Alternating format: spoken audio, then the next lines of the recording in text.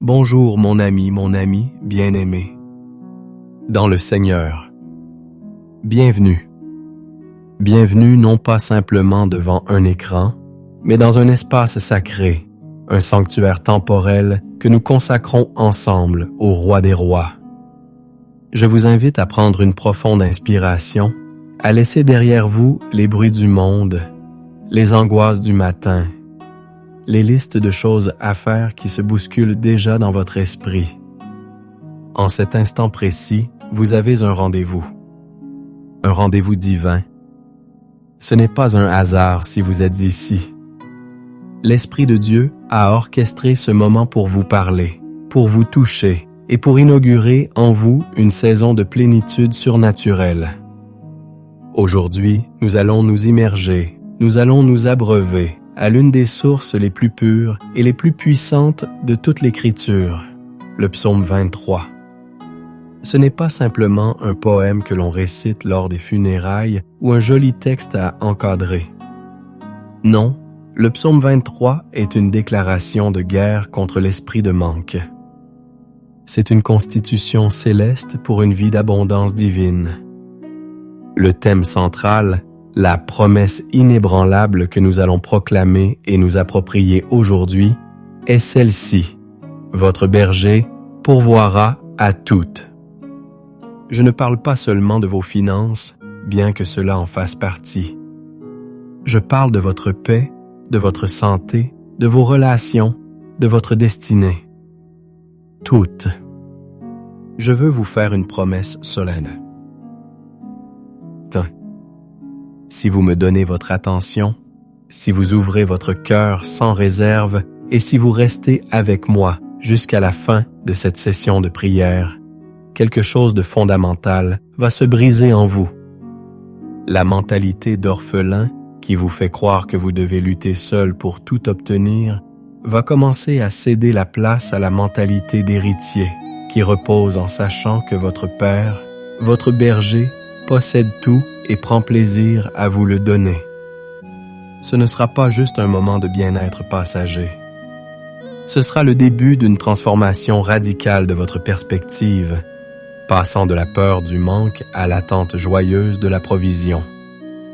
Alors préparez-vous. Trouvez un lieu où vous ne serez pas dérangé. Prenez un verre d'eau, peut-être un carnet. Fermez les autres onglets. Votre âme a soif, et le berger est ici pour la conduire aux eaux paisibles. Pour marquer votre engagement dans ce moment sacré, je vous invite à écrire dès maintenant dans les commentaires « Amen, consensang » ou « Amen, je suis prête ». Que le ciel enregistre votre disponibilité. Je sais pourquoi vous êtes ici. Je le sais parce que je ressens le même poids, les mêmes pressions que vous. L'Esprit de Dieu me permet de me connecter à la douleur silencieuse qui habite le cœur de tant de ses enfants. C'est le fardeau du pas assez, cette angoisse sourde qui vous saisit parfois dès le réveil, avant même que vos pieds ne touchent le sol. La première pensée n'est pas une pensée de gratitude, mais un calcul mental instantané. Le solde du compte en banque, les factures qui arrivent, les besoins des enfants, le prix de l'essence, le rapport à rendre au travail. C'est un torrent d'inquiétude qui noie la paix avant même qu'elle n'ait eu la chance de poindre.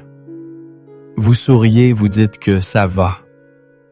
Mais à l'intérieur, une partie de vous est épuisée de devoir constamment ramer à contre-courant, de se sentir toujours à quelques euros, à quelques jours, à quelques forces de la catastrophe. Cette douleur, d'où vient-elle? Elle a des racines profondes. Pour certains, elle vient de l'enfance.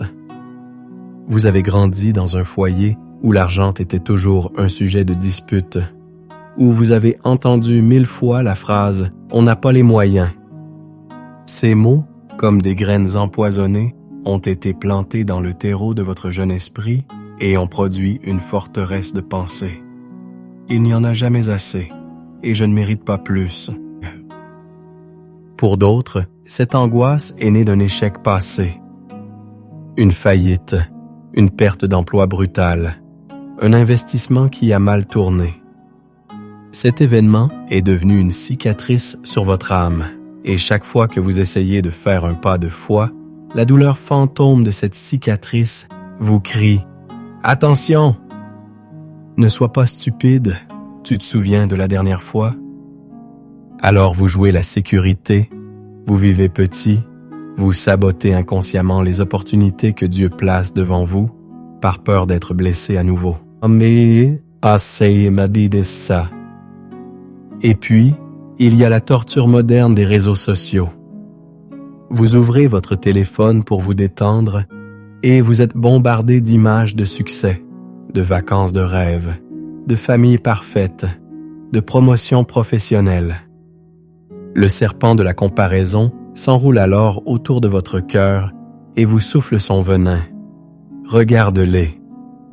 Ils ont tout compris. Et toi, tu es en retard. Tu as échoué.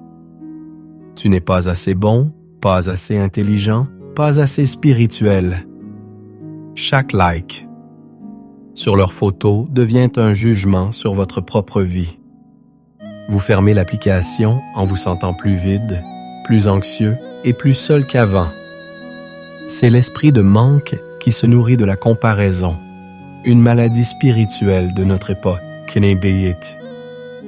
La Bible nous met en garde contre cela. L'apôtre Paul dit dans 2 Corinthiens 10:12 que ceux qui se mesurent à leur propre mesure et se comparent à eux-mêmes sont sans intelligence. Vous vous reconnaissez peut-être dans ce sentiment d'épuisement, ce que le monde appelle le burn-out. Vous donnez, vous donnez, vous donnez, au travail, à votre famille, à l'église, mais vous avez l'impression que votre propre coupe est vide. Vous êtes comme une bougie qui se consume par les deux bouts. Le psaume 42, verset 6, capture ce sentiment à la perfection. Mon âme est abattue au-dedans de moi. C'est un abattement profond, une lassitude de l'être.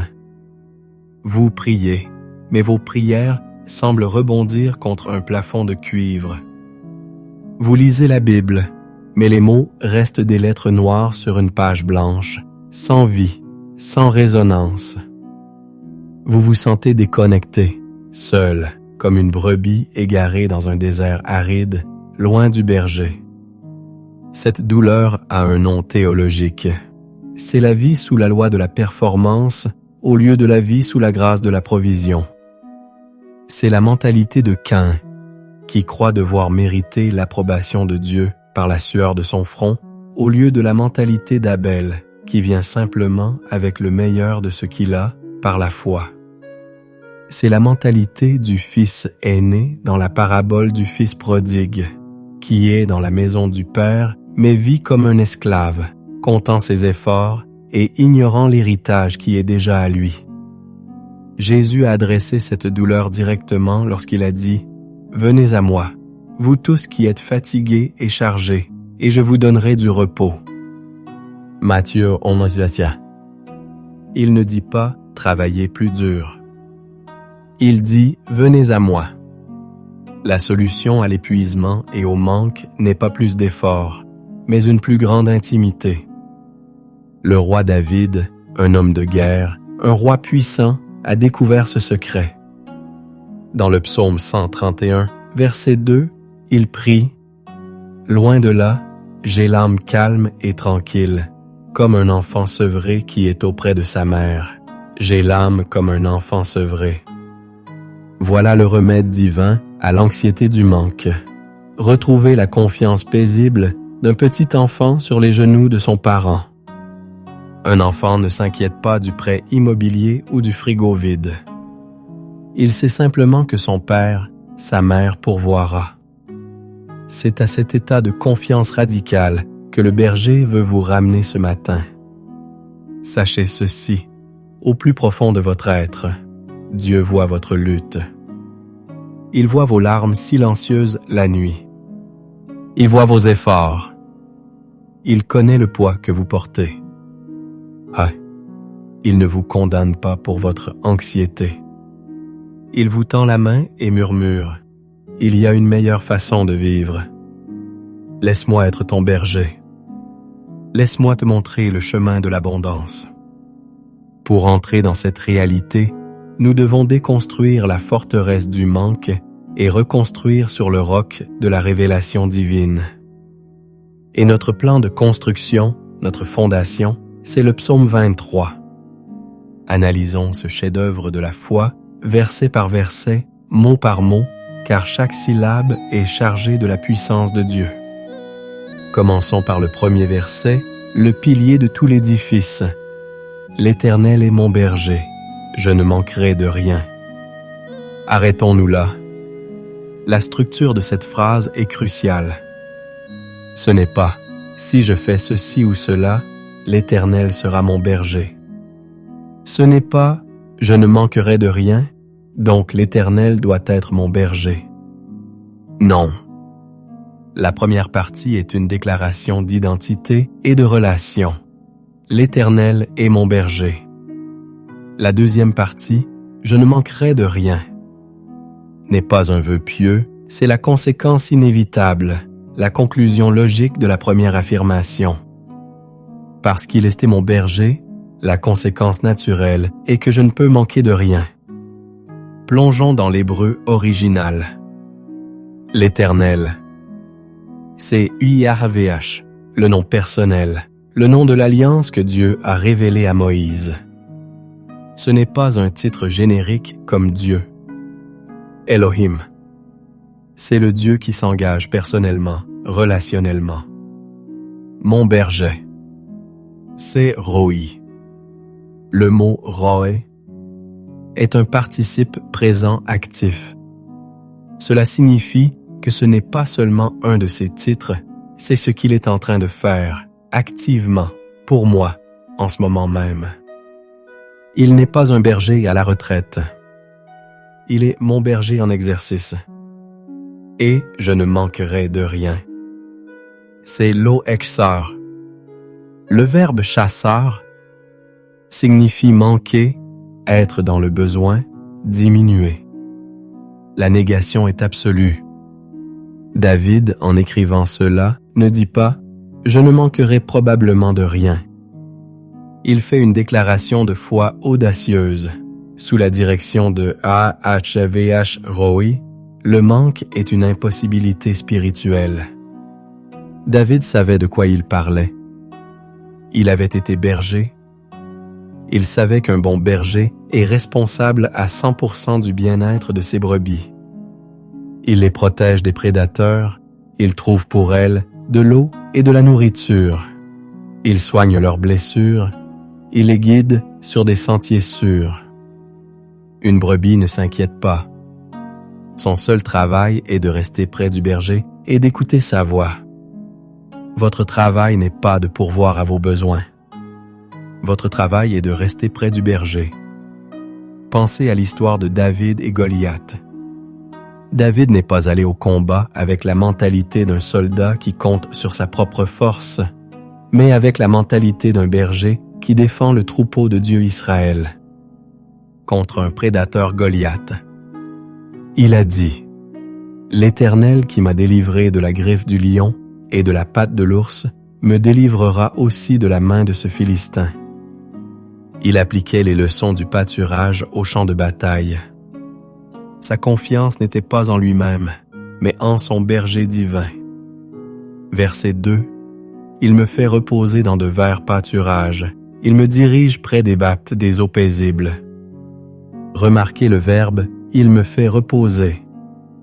Parfois, nous sommes tellement agités par nos propres plans et nos propres angoisses que le berger doit nous contraindre au repos. Le burn-out n'est souvent rien d'autre qu'une résistance prolongée à l'invitation du berger au repos. Les verts pâturages. Nos sauts déchets ne sont pas juste de l'herbe. C'est une image d'abondance luxuriante, de nourriture fraîche et tendre. Le berger ne nous donne pas juste les restes, il nous donne le meilleur. Les eaux paisibles. Mais Manushot, sont littéralement les eaux du repos. Les brebis ont peur des eaux tumultueuses. Le berger trouve des endroits calmes où elles peuvent aller en boire en toute sécurité. Spirituellement, cela signifie que Dieu ne nous demande pas de nous abreuver à la source stressante des informations en continu ou des opinions des autres. Il nous conduit à la source calme et profonde de sa parole et de sa présence, où notre âme peut vraiment étancher sa soif. Verset 3. Il restaure mon âme. Il me conduit dans les sentiers de la justice à cause de son nom. Il restaure mon âme. Nafshi yishovef. Le mot hébreu pour âme, nefesh, désigne la totalité de notre être intérieur, notre esprit, notre volonté, nos émotions. Le verbe shov signifie ramener, faire revenir à l'état originel. Quand vous êtes épuisé, découragé, brisé, le berger est un spécialiste de la restauration de l'âme. Il ne se contente pas de panser vos blessures, il vous recrée de l'intérieur. Pensez au prophète Élie dans 1 Roi 19. Après sa grande victoire sur le mont Carmel, il s'effondre sous la menace de Jézabel. Il est suicidaire, complètement vidé. Que fait Dieu? Il ne lui fait pas la morale.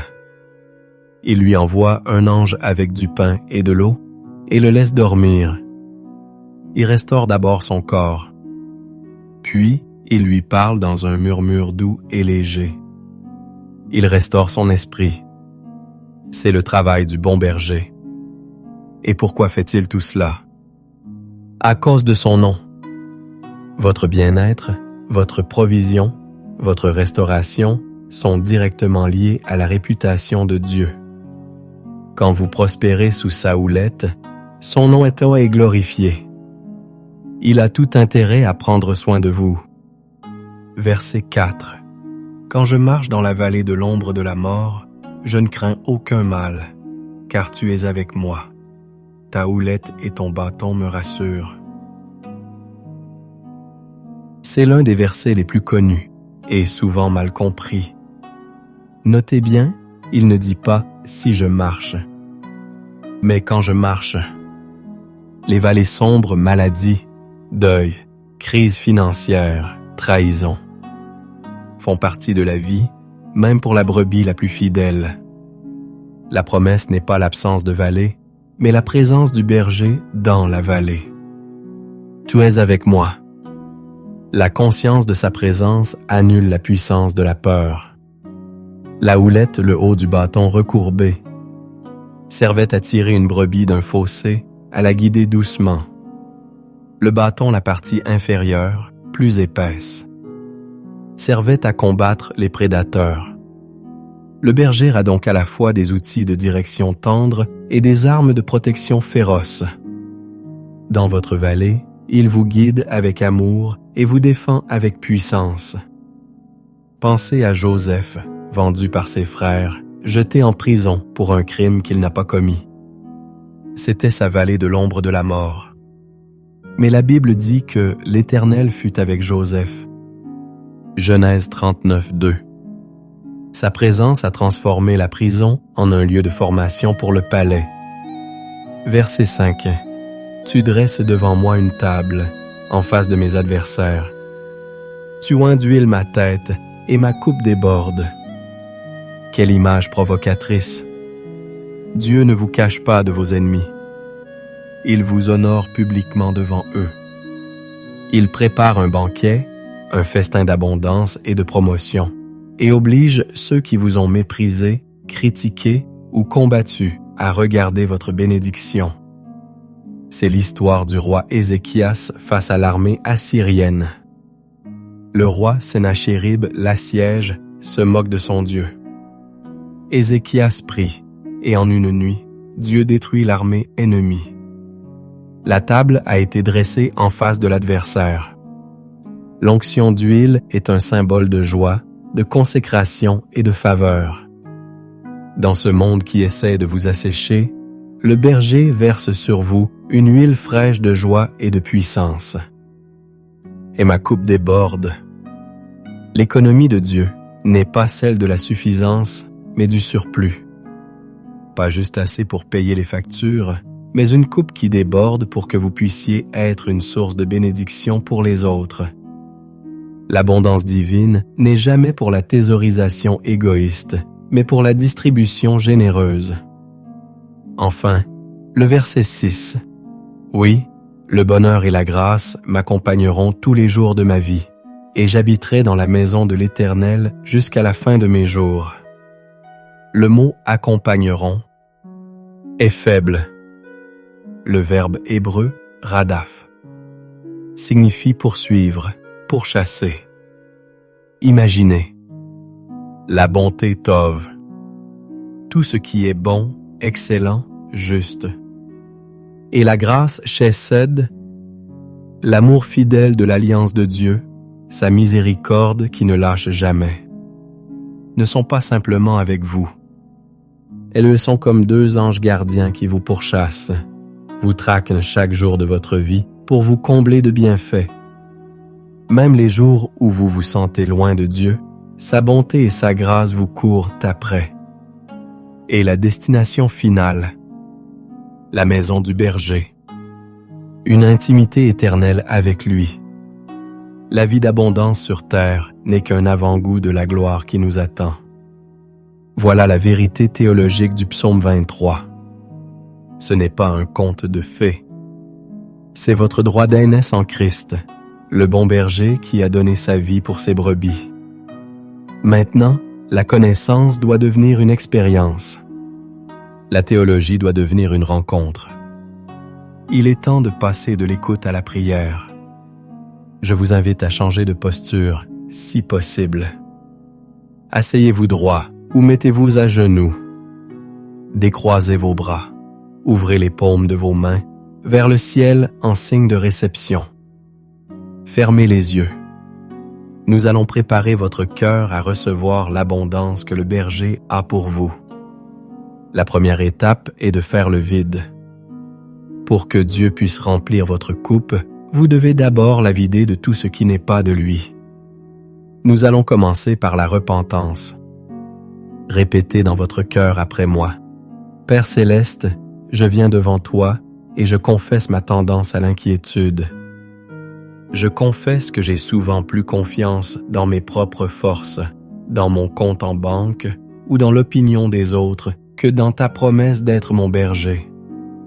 Pardonne-moi pour mon incrédulité. Pardonne-moi d'avoir nourri une mentalité de manque et de peur. Je choisis aujourd'hui de me détourner de l'anxiété et de tourner mes regards vers toi.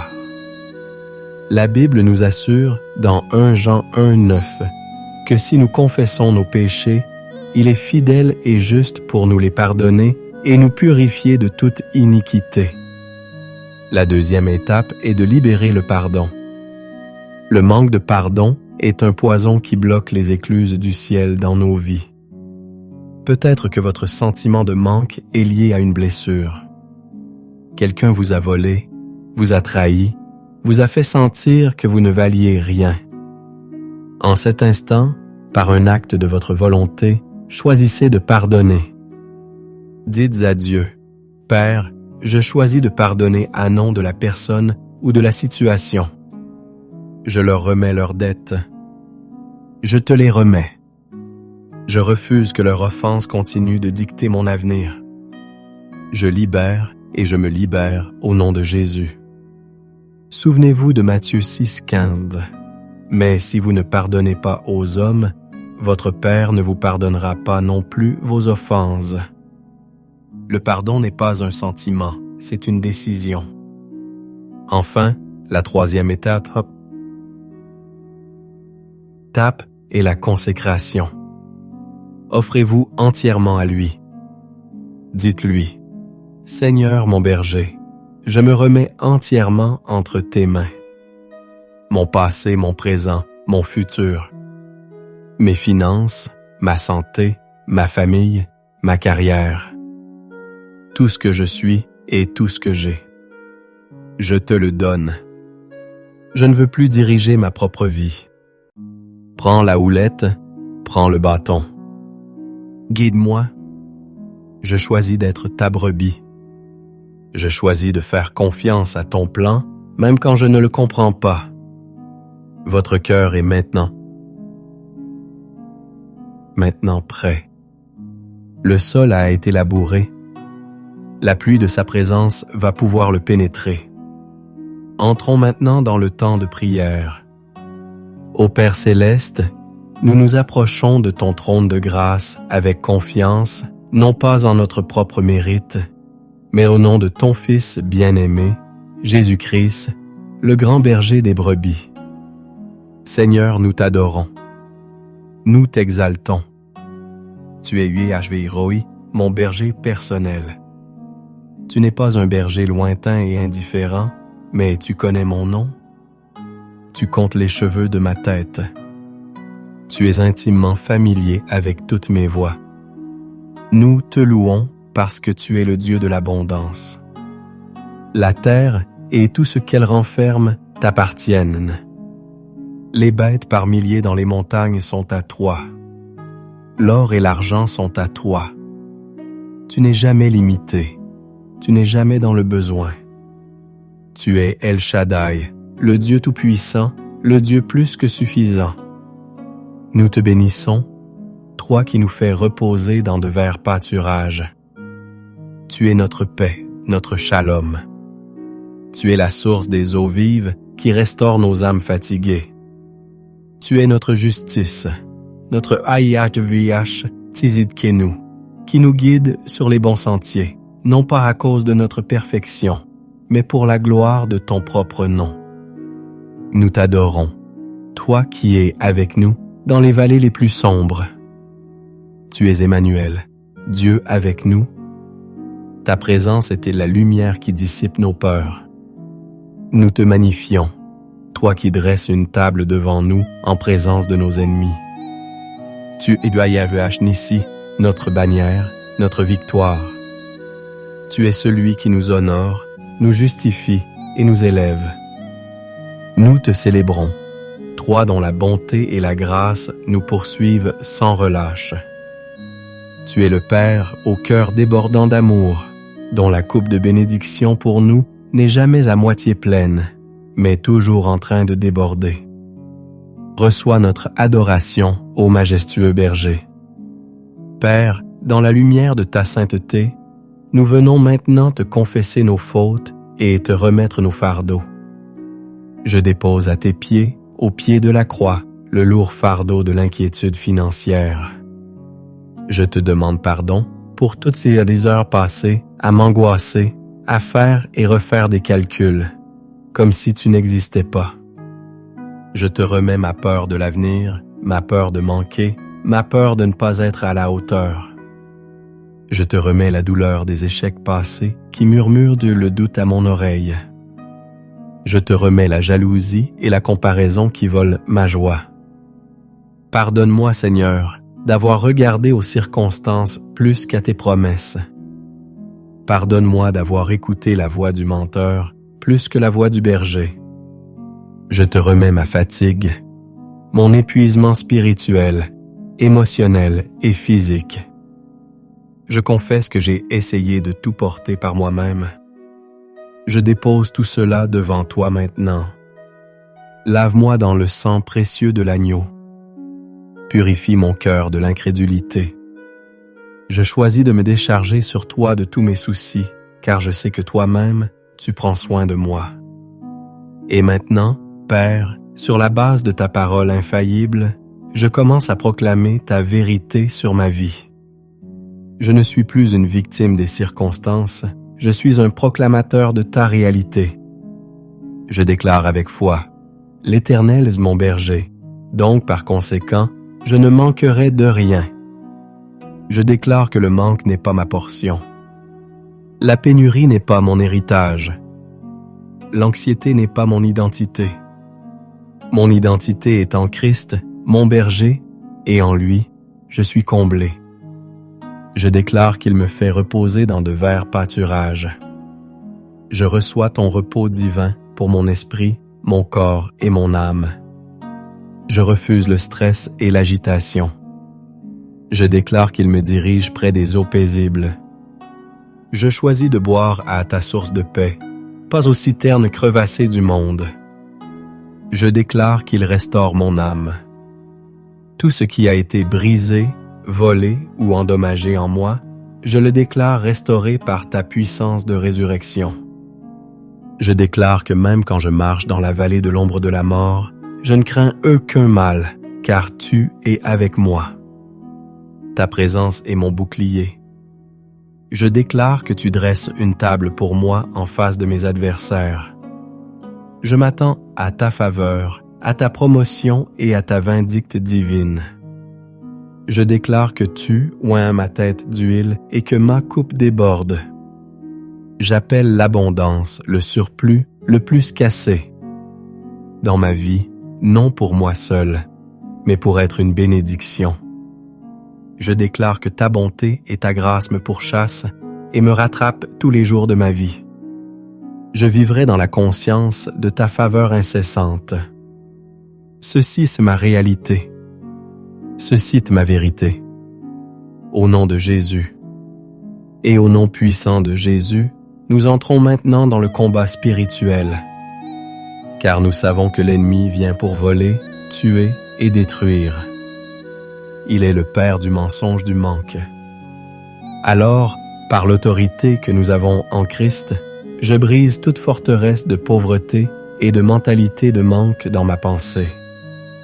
Je prends toute pensée d'inquiétude, de peur et d'auto-apitoiement et je l'amène captive à l'obéissance de Christ, selon 2 Corinthiens 10:5.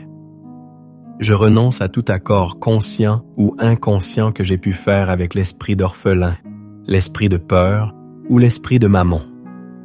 Je déclare que je ne servirai pas l'argent, mais que l'argent me servira pour accomplir les desseins de Dieu. Je prends le bouclier de la foi, comme le dit Éphésiens 6:16, pour éteindre tous les traits enflammés de l'ennemi, les traits du doute, les traits de l'accusation, les traits de la peur. Et je déclare la parole d'Ésaïe 54:17. Toute arme forgée contre moi, contre ma famille, contre mes finances, contre ma destinée, sera nulle et sans effet. Et toute langue qui se lèvera en justice contre moi, je la condamnerai. Tel est mon héritage en tant que serviteur de l'Éternel. L'ennemi n'a aucun droit, aucune place, aucune autorité dans ma vie. Le sang de Jésus a tout payé. Je suis sous la protection du bon berger. Enfin, Père, nous te demandons maintenant une nouvelle effusion de ton esprit. Saint-Esprit, viens maintenant. Viens remplir chaque vide que la peur et l'anxiété ont laissé. Là où il y avait de l'inquiétude, remplis-moi de ta paix qui surpasse toute intelligence. Là où il y avait de la confusion, remplis-moi de ta sagesse et de ta clarté. Là où il y avait de la tristesse, remplis-moi de ton huile de joie. Là où il y avait de la faiblesse, remplis-moi de ta force surnaturelle. Remplis ma maison de ta présence. Remplis mon travail de ta faveur. Remplis mes relations de ton amour. Remplis mon portefeuille de ta provision. Remplis mon cœur de ta foi. Fais de moi un canal de ton abondance. Que ma vie soit un témoignage vivant de la vérité du psaume 23. Que les gens regardent ma vie et disent « Vraiment, son Dieu est un berger qui pourvoit à tout. » Nous te le demandons avec une foi expectative, au nom glorieux de Jésus-Christ. Amen. Et maintenant, pour un court instant, restez dans le silence.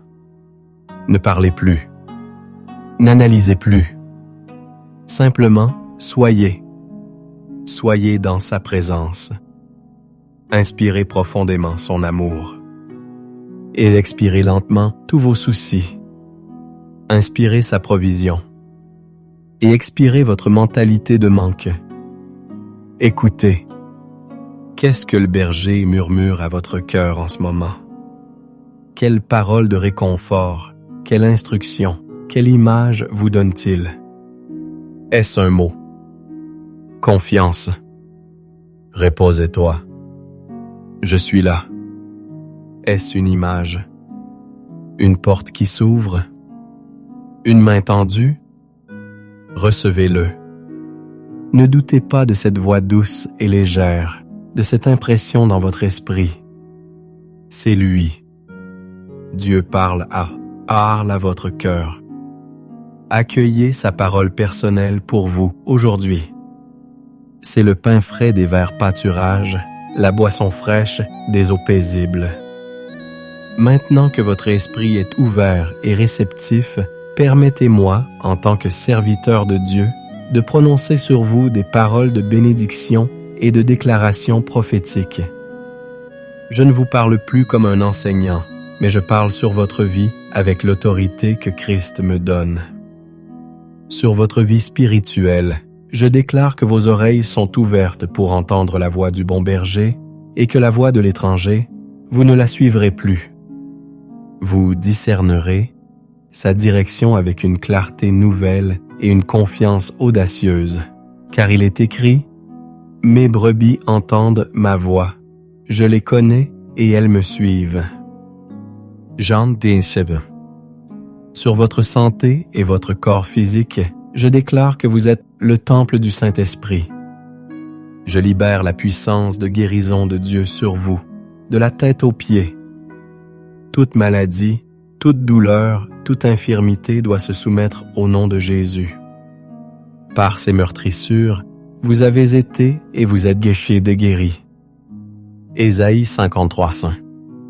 Sur vos finances et votre vie matérielle, je déclare la fin de la saison de la sécheresse et le début de la saison de la pluie de l'arrière-saison.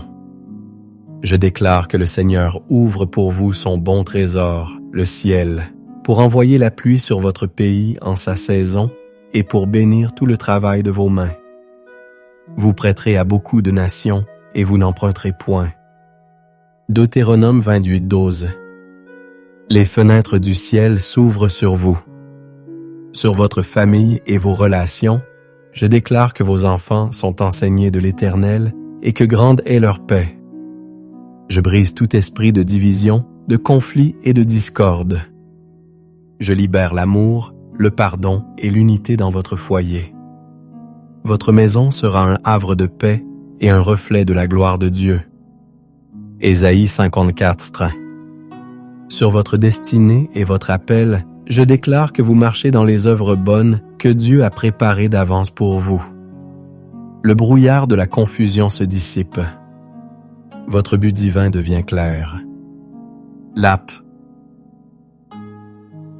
Les portes que nul ne peut fermer s'ouvrent devant vous. Vous n'êtes pas une erreur. Vous êtes un chef-d'œuvre de Dieu, créé pour un impact éternel. Éphésiens 2:10. Sur votre protection quotidienne, je déclare que l'Éternel gardera votre départ et votre arrivée, dès maintenant et à jamais. Aucun mal ne vous arrivera, aucun fléau n'approchera de votre tente. Les anges du Seigneur campent autour de vous et vous arrachent un tout danger. Vous êtes gardés, protégés, scellés. Psaume 110. Sur votre âme, je déclare une abondance de joie et de paix par la puissance du Saint-Esprit. Que le Dieu de l'espérance vous remplisse de toute joie et de toute paix dans la foi, pour que vous abondiez en espérance. Romains 15:13. La dépression doit fuir. L'anxiété doit se taire. La joie du Seigneur est votre force. Et maintenant, recevez la bénédiction sacerdotale d'Aaron. Que l'Éternel vous bénisse et qu'il vous garde. Que l'Éternel fasse luire sa face sur vous et qu'il vous accorde sa grâce. Que l'Éternel tourne sa face vers vous et qu'il vous donne la paix. Nombres 6:24-26. Au nom du Père, du Fils et du Saint-Esprit. Amen et Amen. Prenez un instant pour respirer cette bénédiction. Laissez-la s'infiltrer dans chaque cellule de votre être. La parole a été libérée. La prière a été faite. La bénédiction a été prononcée. le ciel a bougé en votre faveur. Alors que nous concluons ce temps puissant, souvenez-vous de la promesse centrale. Vous n'êtes pas seul. Vous n'êtes pas un orphelin. Vous avez un berger et il pourvoira à toutes. Votre rôle maintenant est de marcher par la foi, pas par la vue. Quand une pensée d'inquiétude se présente, ne la laissez pas s'installer. Confrontez-la immédiatement avec la vérité du psaume 23. Dites à voix haute, non. Mon berger pourvoit. Je ne manquerai de rien. Vous devez renouveler votre intelligence avec cette vérité jusqu'à ce qu'elle devienne plus réelle pour vous que le solde de votre compte en banque. Je veux vous lancer un défi.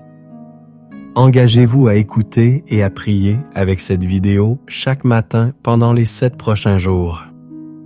Faites-en votre rituel matinal. Vous verrez qu'en 7 jours, votre perspective commencera à changer radicalement.